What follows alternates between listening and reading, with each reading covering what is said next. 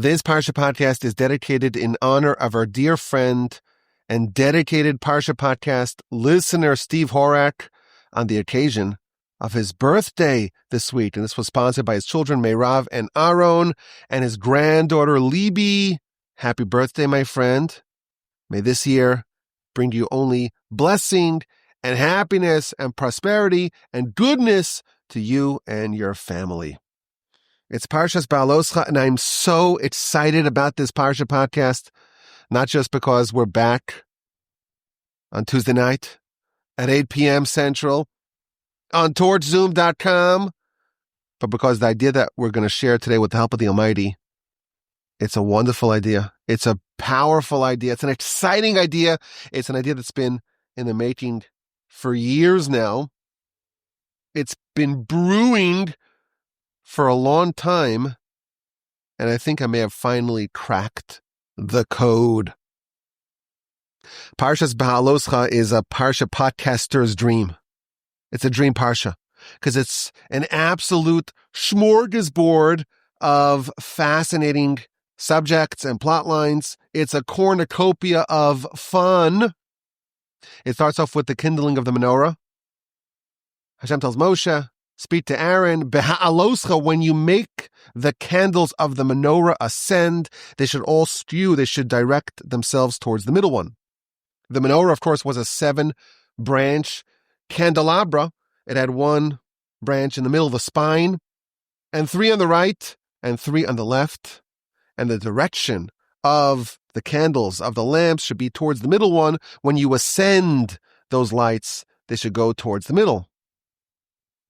And then it revisits, this is the 3rd verse of the Parsha, it revisits the construction of the Menorah.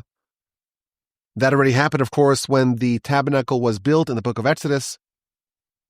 The Menorah was hammered out of a single block of gold.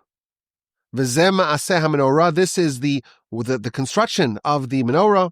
It's miksha. It's made out of one block. It's hammered from the largest part of it to the most delicate and fine and intricate part of it, just as God showed Moshe, so he made the Menorah. This, by the way, if you're counting, it's the 4th time in the Torah, really the 5th, depends on how you count, where we're told about the Menorah and its kindling. Next, we revisit the Levites again. They are selected, they are inaugurated, they are designated for their service, and it's a bit of a process. They're purified, they're given clean clothing, they're shaved like a cucumber, they bring sacrifices, the nation places their hands upon the heads of the Levites, as one would do with a sacrifice. They are waved by Aaron the high priest, as one would do with a sacrifice. We read about the law of working-age Levites. They start their apprenticeship to do work in the tabernacle and temple. They start the apprenticeship at age 25, and that's a 5-year apprenticeship. They begin working at age 30, and they have a mandatory retirement age of 50. And then in chapter 9, we read about the paschal offering on year 2 of the Exodus. Of course, the Exodus was in Pesach, was Passover. In chapter 9, we read about what happened the following year. It's the 2nd year. And the nation did the paschal offering in the wilderness. Rashi tells us that Passover is in the month of Nisan, whereas chapter 1 of Bamidbar is in the following month, the month of Iyar. It's in the 2nd month of the 2nd year. So there's a problem with the chronology. The events of chapter 1 of Bamidbar succeeded the events of chapter 9. And that's because this was the only paschal offering, we're told, that was done in the wilderness. And that's a bit shameful. And in order to not accentuate the shame of the fact that there was only one wilderness paschal offering, it's placed in a less prominent location, just like the companies are trained. If you have bad news, a bad press release, you put it out on Friday afternoon or during the Super Bowl. 9th chapter of Numbers doesn't hit quite as hard as chapter 1. And then we have those who were impure. And they complain, we cannot offer the paschal offering. Why should we be any less? And we learn about the Pesach Sheni, the rain date Pesach. A month later, there's a second opportunity, a makeup opportunity to bring the paschal offering if you do not bring it on Passover itself. We learn about the movement of the camp guidelines when the cloud, which was ever present atop the tabernacle, when it lifts, when it departs, it's time to move. We follow the cloud and we settle and encamp wherever the cloud settles and encamps. Chapter 10, we read about the construction of the silver trumpets that Moshe used to gather the nation and to signal the movement of the encampments. It was also used for war and for musical accompaniment of sacrifices. It was blown during fast days. And like the Menorah, we're told in chapter 10, verse 2, the trumpets, the silver trumpets of Moshe had to be hammered out of a single block of material. It is miksha. It is hammered out of a block of silver.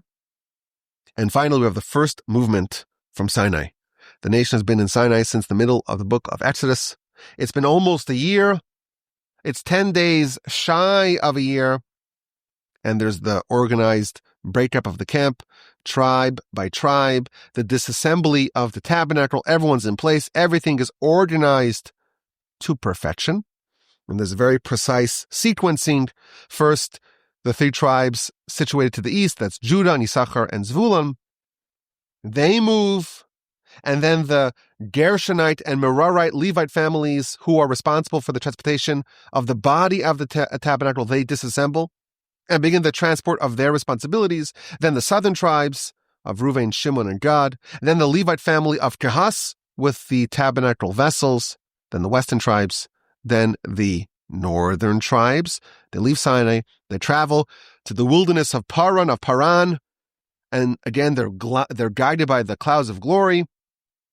Moshe tries to persuade his father-in-law Jethro to join them.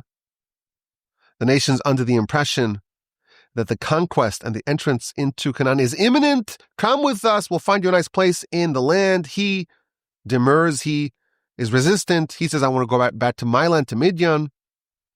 And then we have that very strange, very interesting, very intriguing part of the Torah where there are 2 inverted nuns, and they are almost like parentheses separating 2 verses, the 2 final verses of chapter 10. Those verses tell what Moshe said when the ark traveled and what Moshe said when it rested. And chapter 11, that's when the trouble begins. The people complain and are struck by God with fire. The people complain about the manna. They crave the meat. The people complain about their familial situations.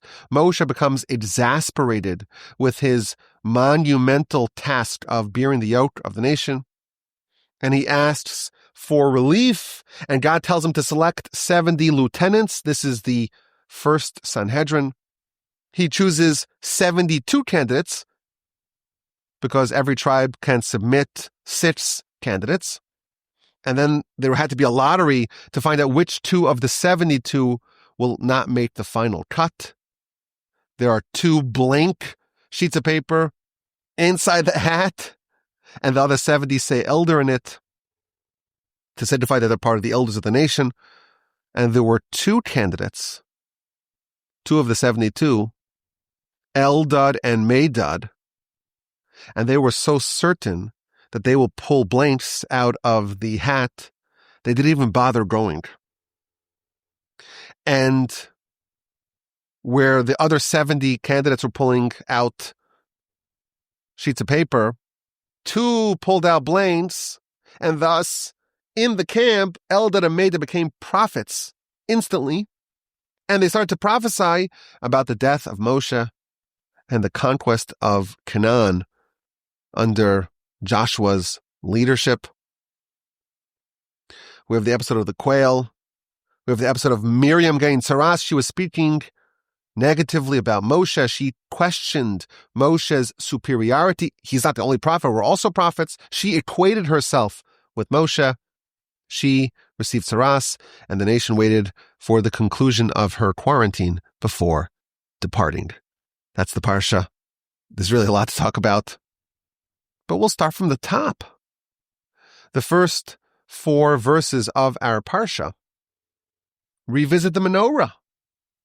The Menorah kindled by Aaron the high priest each night. It's the 4th or 5th time in the Torah. Exodus 25, Exodus 37, Exodus 27, and Leviticus 24. And now here, Parshas Behaaloscha, we're told about the Menorah and its kindling. And the question I want to pose, it's basically my favorite question. This is my favorite question. And we spoke about it very briefly many years ago, and then it was just like a stub of an idea, and it might still be a stub. Maybe it still needs further development, but I think it's a very powerful insight and a very powerful approach. There's something very unusual about the making of the Menorah.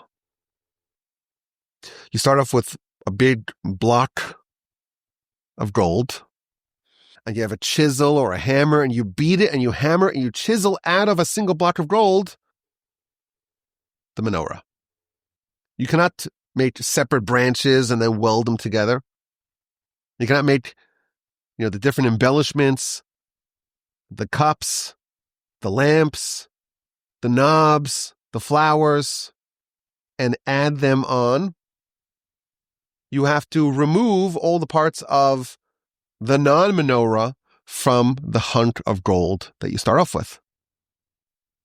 Now, in the tabernacle, there were many things made of gold, of silver, of other precious materials. And it did not have this stipulation. We have the kior, the laver, made out of copper. Doesn't say that it has to be hammered out of a single piece of silver.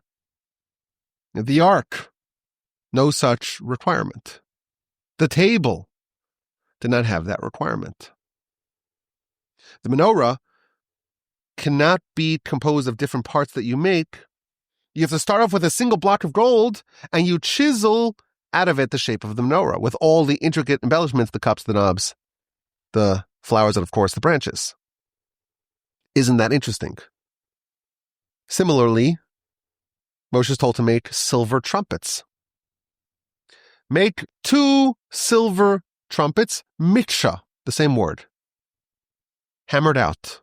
And again, Rashi tells us, don't make it in any other way. You start with a big hunk of silver, and you have to take a chisel and carve it out by removing the non-trumpet parts of that silver block.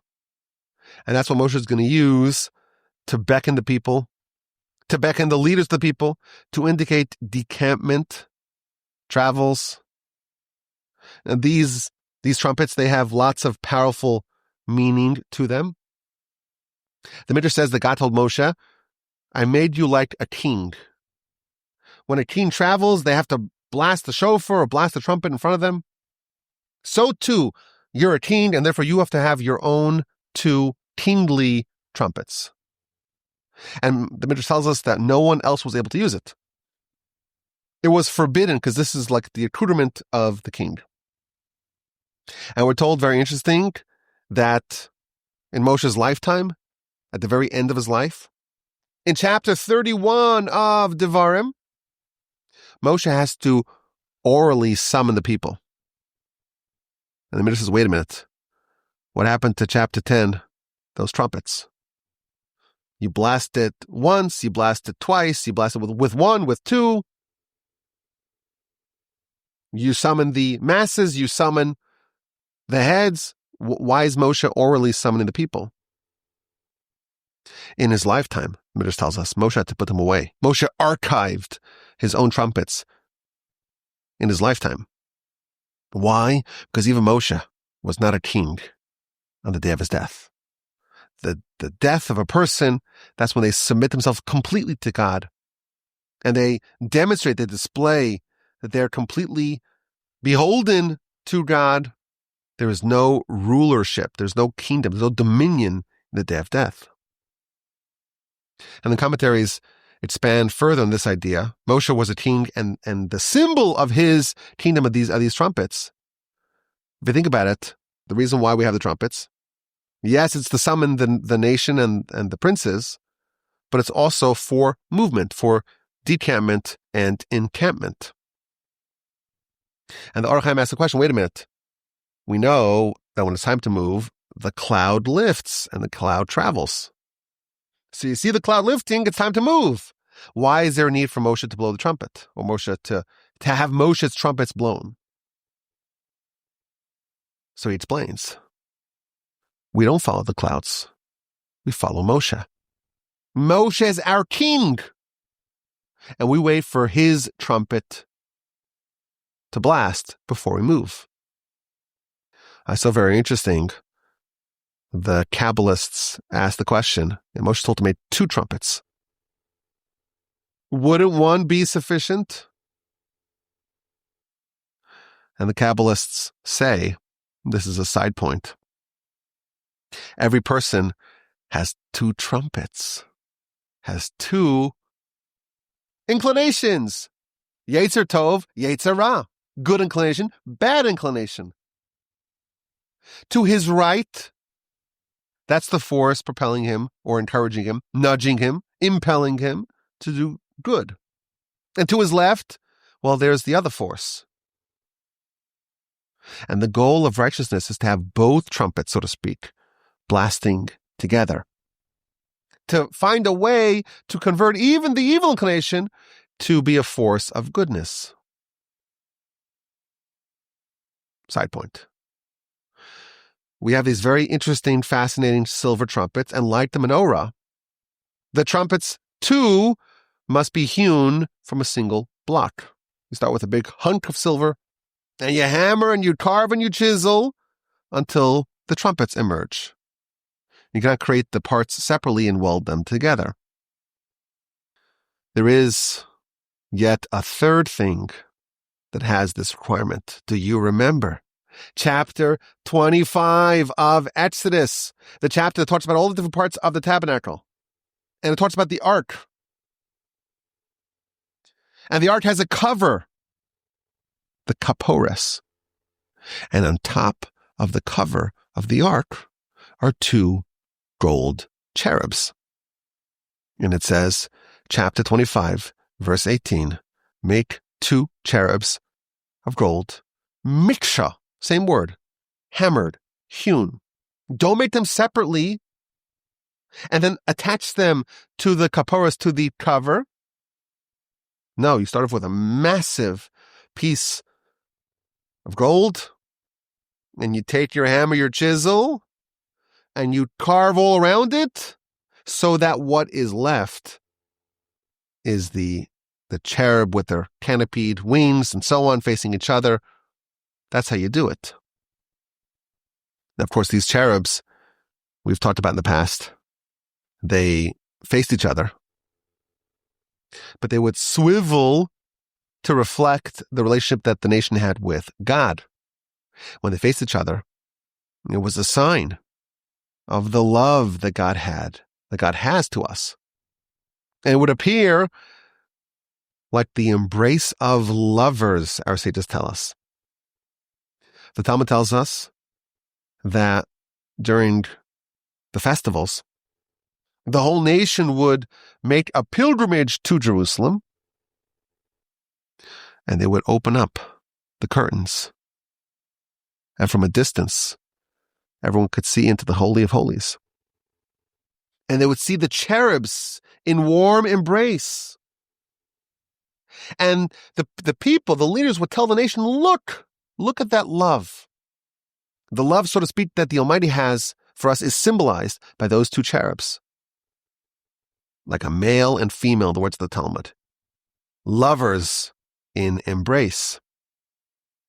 That's the third thing that's hammered, that's chiseled into shape.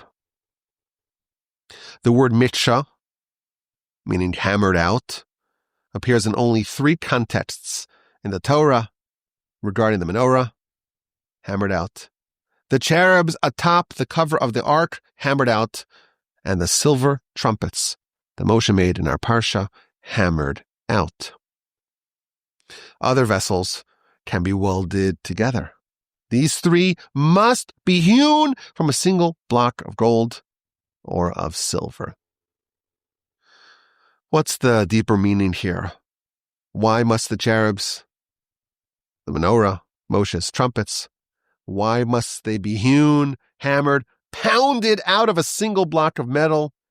Why these three specifically? You cannot weld them together. You cannot pour them into a mold, make some molten gold, pour it into a mold. What's the deeper message? Now, there's an observation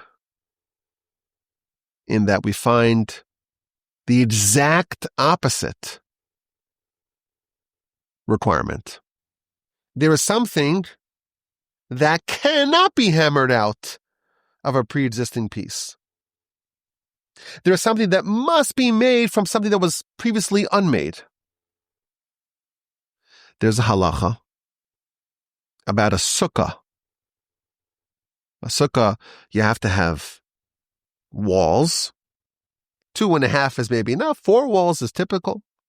It has to have a ceiling, which is the schach. And the walls have to be made of a certain material. And the ceiling is made of a certain material. And there's lots of different rules to govern what constitutes a kosher versus a non-kosher sukkah. But one thing is clear. If you start with a massive mound of trees or a mound of hay can be a kosher wall and a schach, or that sort of a material that comes from the earth. So someone has a brilliant idea. I'll carve a sukkah out of a big mound of trees or a big mound of hay. I'll just carve out the void in the middle, right? I'll just make some room to sit. And then I have the walls pre-made, which is almost like how you would make the menorah or the cherubs or the trumpets. So the law states, ta'aseh v'lo mena'asu, you have to make it actively and it cannot be out of something that was made previously. So to me, this is very interesting, that the way you make a trumpet of Moshe, the menorah or the cherubs, it has to be the exact opposite of how you make a sukkah. With the trumpet, with the menorah, with the cherubs, what do you do to make it? You don't make it. What you do, the work that you do is the removal of what is not it. Whatever is not a trumpet in this big hunk of silver is what I'm going to do the work on. I'm going to remove it. Whatever is not a menorah, this massive piece of gold, my work is not in the menorah itself, it's in the non-menorah part of this big hunk. I'm not making the trumpets, I'm removing the non-trumpet part of this piece of silver. I'm chipping away at the non-menorah part of this hunk of gold. I'm going to chisel away at the non-cherub parts of this piece of gold. It's a creation via omission. Whereas the opposite here is told us by the sukkah. The sukkah must be actively made. You cannot make the void in which the non-sukkah parts were previously. You cannot hollow out from a big hunk of material. It has to be a creation via commission. You have to have an active creation of what you want, not the removal of what you don't want so that only what you want remains. So it seems to me that there are 2 ways to build something. There's the sukkah way, where you actively create something that wasn't present previously. And then there's the menorah, the cherubs, the trumpet way. You don't even touch what you want. The thing you want to make, you don't touch it. You don't do anything to it. But all the things that inhibit it, all the things that are not it, you scrape away. And what you have left, what you have not removed, well, that's the thing that you want. So here's what I want to suggest. You want to build menorah, cherubs. You want to build the trumpets. Before you build it, before you even start construction, You're holding the material. You haven't even started. All you have is this hunk of gold. Somewhere inside this is an intricately embellished menorah with the cups, with the knobs, with the flowers, with the branches, with the almond shapes. Everything is there. There's 7 beautiful branches inside this hunk of gold. Now, it's not visible at all. When you look at it, all you see is a big hunk of gold. But it's already there. It's just that there's all sorts of non-menorah things that are there too. You have a fully developed menorah. It's just concealed by lots of other things. But that's before you even start. You have it. You just need to remove some other things to expose it. Before you start building your trumpets, you are holding a trumpet in your hand. It just doesn't look like a trumpet. It's just a big block of silver. There are so many non-trumpet parts in it. But you don't need to create a trumpet. It's already there. It's created. It's just that there are other things that are masking it, that are hiding it, that are concealing it. Think about how daunting it is to try to make cherubs. You want to make these intricately embellished angels with wings and a gold that represent the relationship that we're supposed to have with God. It's a daunting task. It's maybe impossible. But when you start off with a hunk of gold, a very large hunk of gold, you don't know it, you can't see it, but you are holding a fully fledged set of cherubs with the exact specifications needed. It's just that there are other things that are there as well. You are already at the finish line before you start. You already have what you desire. It's just covered up by other things. Now, what are these 3 things? The menorah, the trumpets, the cherubs, the things that must be hammered out of pre-existing materials. These 3 items symbolize extraordinary greatness in different domains. They're all legacy accomplishments, capstone achievements of life. The most bold and audacious goals that we can set forth in our life are symbolized by these 3 things. The menorah, we know, it symbolizes the light of Torah. And not just the light of Torah, taking the light of Torah that are found in the ark, in the tablets, taking that light and illuminating the entire world with it. Illuminating even parts of the world that maybe were not influenced by Torah. That's an incredible goal. That's an incredible mission. And the menorah symbolizes, the process of building that symbolizes that if you're starting to build it, you have to know that the light that illuminates the whole world is already within you. You just need to remove other things to expose it. The cherubs. The cherubs symbolize this incredibly close, this intimate relationship that we have with the Almighty. We have it already. It's just there are some things that are blocking it. It's there. There's something which is disrupting it from being noticeable, from being present, from manifesting itself. You have to just remove that. It's already there. The trumpets are used to hail Moshe. He's the king. He uses it to assemble the people, to symbolize movement, to symbolize the decamping. But it symbolizes Moshe as a leader. Moshe, where did his leadership come from? Moshe, like all leaders, truthfully all people, had his destiny of greatness built in before he even started. How did he become king? The trumpets symbolize how. I want to expand maybe on this idea. I take the liberty in assuming that none of us are currently trying to build a tabernacle or its vessels. We're not trying to hew cherubs or a menorah or trumpets.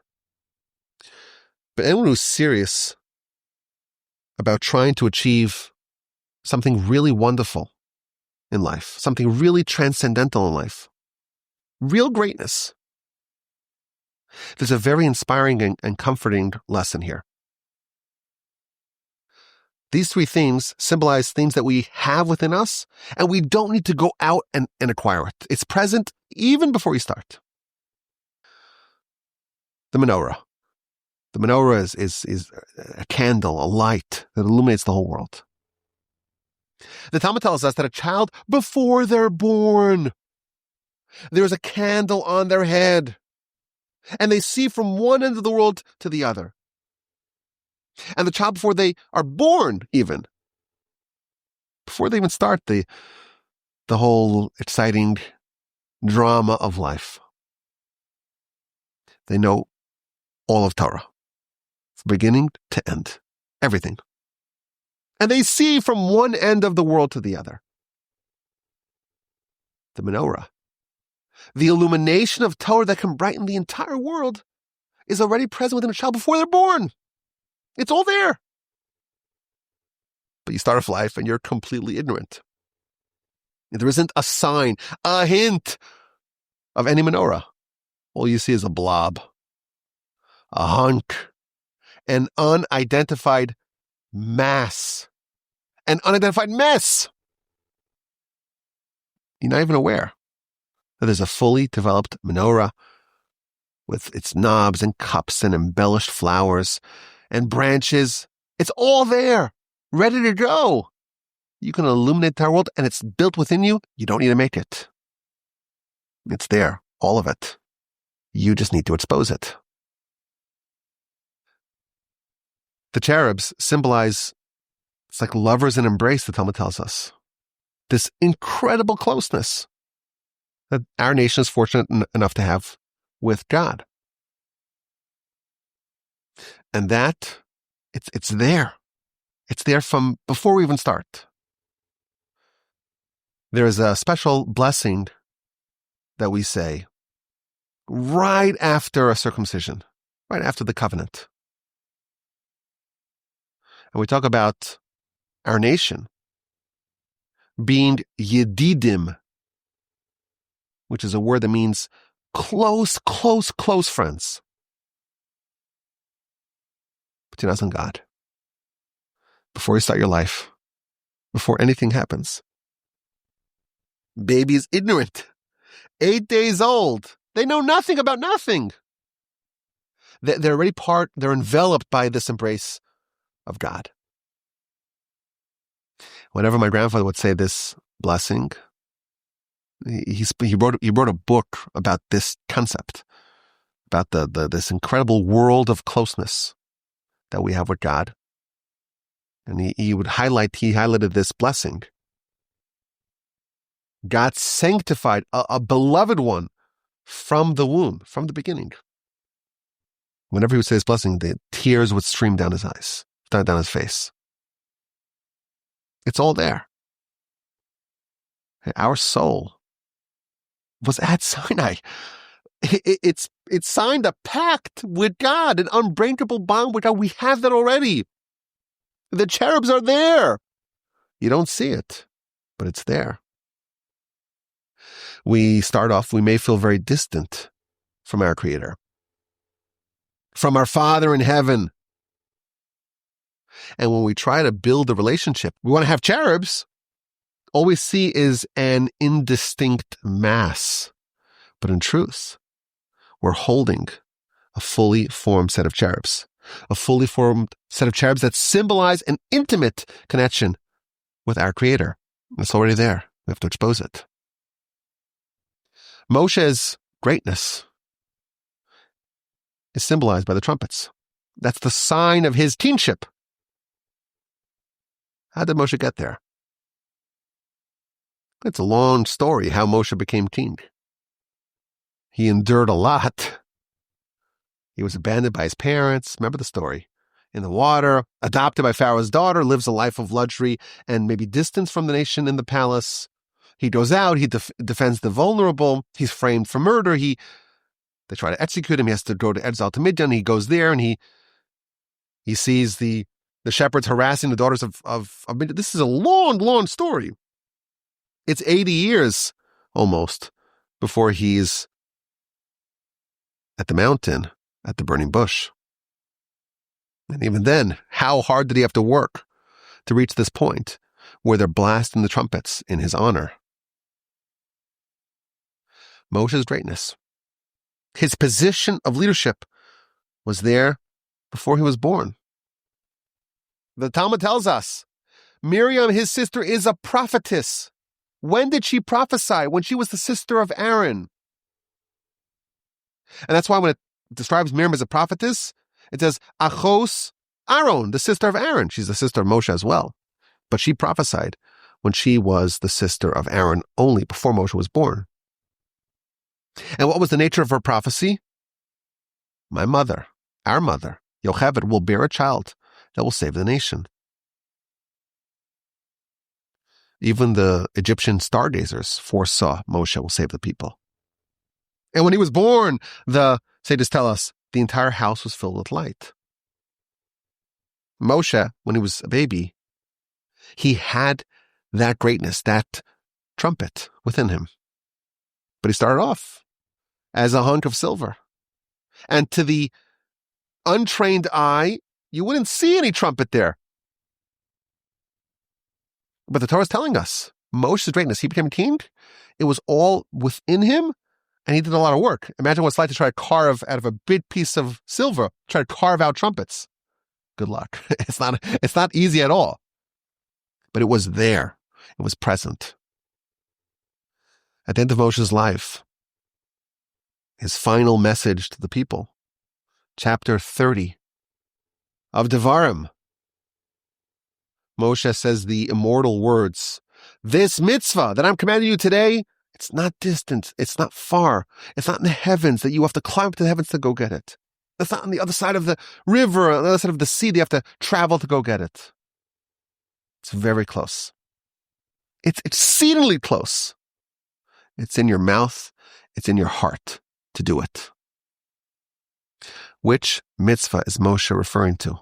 This mitzvah that's so close. You may think it's distant. It's so close. So Rashi and Ramban disagree. Is it Torah? Is it repentance? Of course, both of them are true. The Torah is within you. It's in your mouth. It's in your heart to do it. It's very close. Ma'od means it's very, the word very doesn't appear very often in the Torah. It's within you. It's in your mouth. It's in your heart. It's in your soul. The menorah. It's in there, in that blob. You see a blob. We see a menorah. You see 100 gold. The Torah sees a brilliant menorah that lights the whole world. You see a mess. You see a mess. Moshe tells us, this mitzvah, beficha, it's in your mouth. It's in your heart to do it. The Ramban says it's talking about repentance. That's the mitzvah. What's repentance? It's coming back to God, coming back to God's embrace. It's already within you. You don't see it. All you see is a big mass, a big mess. There's a fully formed set of cherubs within you already. There is nothing closer to God, the Zohar tells us, than our heart. There's nothing closer. It's the closest embrace possible. It's covered, though. There's a role for each one of us to play. There's a specific role that's designated for us. There's a destiny that we must fulfill. The trumpets, that was Moshe's. Only Moshe was the king. We're not Moshe. But we all have a role to play. There's a corner of greatness designated for us. There's something with our name on it. Well, the trumpets symbolize Moshe's greatness, his role. We don't have a trumpet per se. Is it a flute? Is it a harp? Is it an oboe or a cello? We don't know what it is, but whatever it is, we see it. It's just a mass. But the truth is, it's already fully developed. It's embedded. We don't need to do anything to make it. It's present even before we embark upon our journey. It is just concealed. It's covered by all sorts of other things. And our job is to chip away at all those things and to unearth what was already present. A relationship of extreme closeness to God. A relationship symbolized like the hugging, the embrace of lovers It's already present. It's just covered. You've got to chip away at it. The Torah, it's there. Torah greatness that illuminates the whole world is there. It's just covered. And whatever your specific corner of greatness that's designated for you that has your name in it, it's there. It's present. It's just covered. The sukkah is the opposite. The sukkah symbolizes greatness that you do not have within you. That you must transcend your inborn, innate, default settings. You have to build it actively. It's not within you. It's not allotted to you. You don't have it. You just need to remove the things inhibiting it. That is the sukkah. And I don't know that this is true. There's a very long, fascinating teaching in the Talmud, in the opening pages of the book of Avodah Zarah, that talk about the future. And it's a very long piece, and I've spoken about it in previous podcasts. You will not be surprised to learn. But it talks about the future, where the Almighty holds the Torah scroll, so to speak, of course. It says, whoever kept the Torah, come to get your reward. And of course, everyone shows up. Everyone lines up. Those who kept the Torah and those who did not. And they come as a big jumbled mess, and the Almighty organizes them into nations. And then Rome shows up. And Rome says, well, we kept the Torah. Not really, but we facilitated. We facilitated the nation, the Jews, to keep the Torah. Everything that we did was really to facilitate that, so therefore we deserve to get the Torah. And the man says, no. What you did was for yourself. Sorry, ineligible. Next, the Persians come. Every nation shows up. Did he keep the Torah? No, but we still deserve. No, you don't. It's a very long and beautiful narrative. And then the nations, well, first they say, well, the Jews didn't keep it either, and they're proven that the Jews did keep it. It goes for like a page and a half, which is a lot in Talmudic standards. When they're out of arguments, they tell God, okay, we don't deserve any reward. Nothing. Whatever we did for ourselves. We didn't help the Jews. We didn't study Torah. We're not deserving. But still, give us a chance. And the Almighty says, okay, I'll give you one mitzvah. Build a sukkah. That will be the way that you get your undeserved reward. And they build a sukkah on top of their roof, and it gets very hot, and they get so frustrated, and they go out of the sukkah, and they kick the sukkah in disgust, and they demonstrate that they are undeserving of Olam Haba. Now, it's a very long, very interesting, very fascinating teaching in the Talmud, and there's lots of nuance, of course, in every step of the Talmud. But we know for sure the Talmud's talking about a situation where someone does not deserve something. They don't have it. They have nothing, no claim to it. And they want it nonetheless. There's one mitzvah that symbolizes that, and that's the sukkah, where you don't have it. There's no way of saying, let me clear away the things that are not it, and I'll have it there by default. You have to create it from scratch. That's the sukkah. Since the day Moshe was born, the trumpets were within him. He was destined for that from day one. He had to do a lot of work. He had to carve them out of that block. But it was there. It was present. It was fully formed. A fully formed operational trumpet was within that hunk of silver. And of course, it took enormous effort to hew it out. But it was there. It was present. There were cherubs in the enormous block of gold. There was a menorah in the enormous block of gold. You just need to remove the non-menorah parts, the non-cherub parts.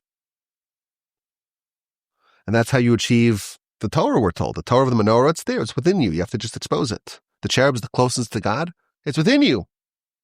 The particular role that you have to play in God's creation, the trumpet card, you could call it perhaps, the trumpet card, you have it. You just have to remove the things that it's not and allow the greatness to shine forth. Those three things symbolize the achievements that are baked in within us. We just need to clear away the contaminants. The sukkah is about creating something that did not hitherto exist. It symbolizes a different way of acquiring greatness. There are some areas that you don't have within you. You have to build something new. There's no built-in default setting. You have to clear away the other things. You have to go out and earn it. It's not easy to chip away at all those things that are inhibiting their greatness. But that's probably a lot easier than forming the greatness out of whole cloth. So we start with all the greatness that's already within us. It's ready to be exposed to the world. There's a lot of work to do that. Once that is maximized, well, maybe then it's time to approach the supernatural things, the leviathans, the sukkahs, where we have to create something from scratch. A powerful idea. I told you it would be. And it's been brewing for some time.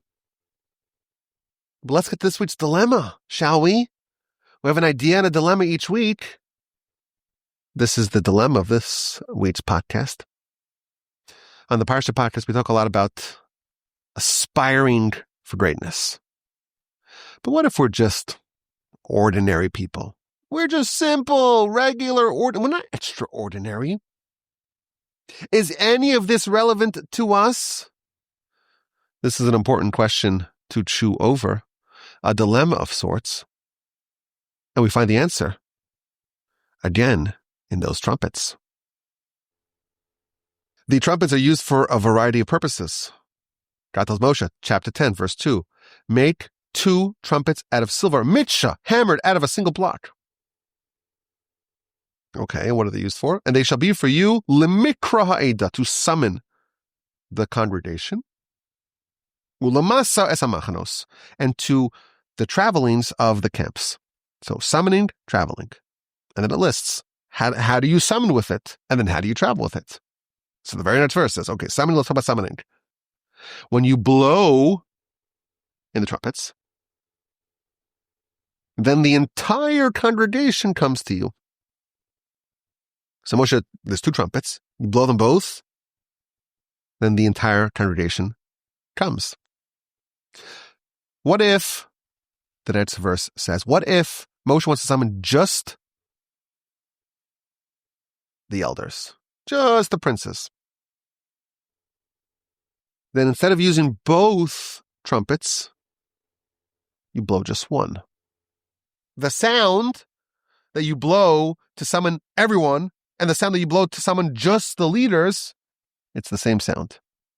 The only difference is it 2 trumpets in concert or is it just one?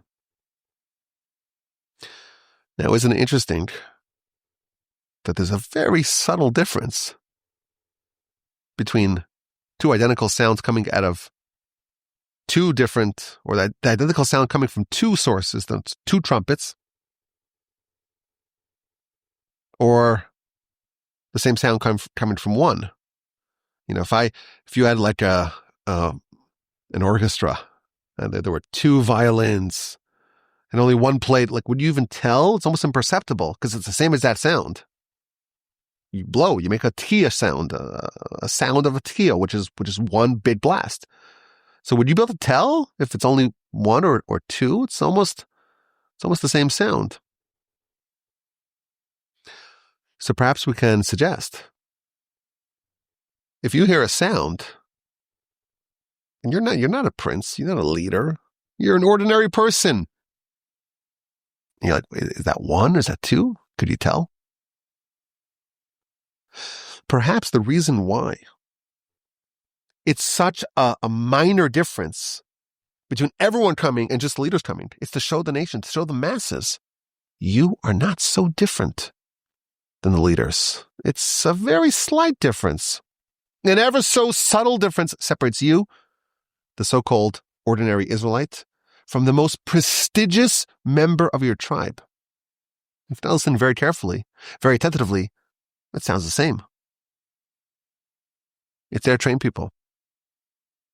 Am I being called? Am I being summoned? Am I wanted or not?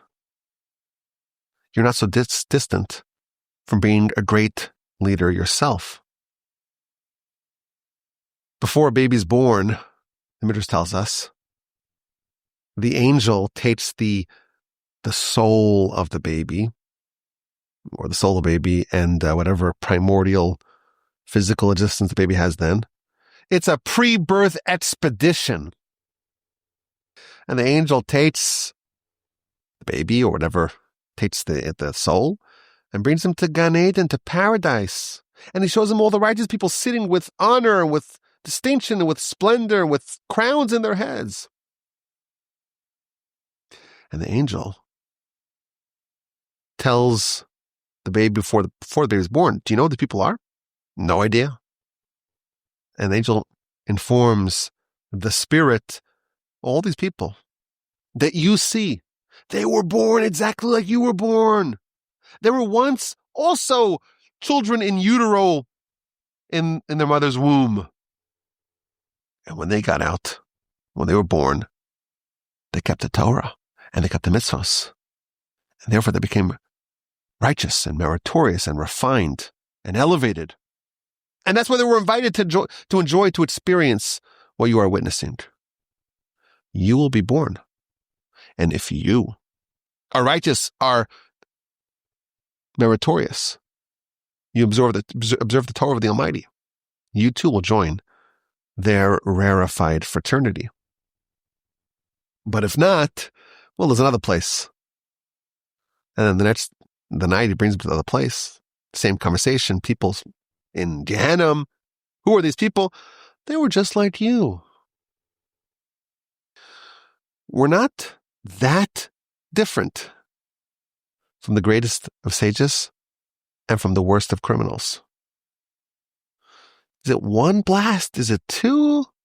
We're very close to being like them. I think that idea can help us feel comfortable, not as imposters in trying to obtain, in trying to attain, in trying to aspire for great and transcendental greatness. May we all be so fortunate. I appreciate your time and your attention. I hope you enjoyed this podcast. 10%, 5%, as much as I did. As always, it's a delight. It's great to be back at the Torch Center on torchzoom.com, Tuesdays at 8 p.m. Central. If you're listening to this in the podcast, you're welcome to join. Join us, torchzoom.com. Just put it into your browser, torchzoom.com. Join us. Have a fantastic rest of your day. An amazing, sensational rest of your week. Please add an uplifting, meaningful, inspirational, elevational. I don't think that's a word. Fantastic, superb Shabbos upcoming. Please, God, with the help of the Almighty, we'll talk again next week in good health and in good spirits. And my email address is, as always, rabbiwolbe@gmail.com.